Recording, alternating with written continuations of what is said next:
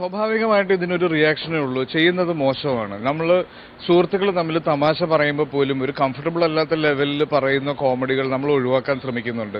അത് കേൾക്കുന്ന ആൾക്കല്ലെ നമ്മൾ കളിയാക്കിയ ആൾക്ക് മോശമാണെന്ന് തോന്നിയാൽ നമ്മൾ മാപ്പ് പറയാറുണ്ട്. അങ്ങനെ ഒരാൾ ബുദ്ധിമുട്ടാണെന്ന് അറിയിച്ചു കഴിഞ്ഞതിന് ശേഷം വീണ്ടും വീണ്ടും പറയുകയും ഇതൊരു ഐഡന്റിറ്റി ആയിട്ട് കൊണ്ടു നടക്കാൻ ശ്രമിക്കുകയൊക്കെ ചെയ്യുന്നത് ഭയങ്കര മോശമായിട്ടുള്ളൊരു കാര്യം തന്നെയാണ്. അപ്പം അവർക്ക് അത്രയും ബുദ്ധിമുട്ടുണ്ടായിട്ടുണ്ട്.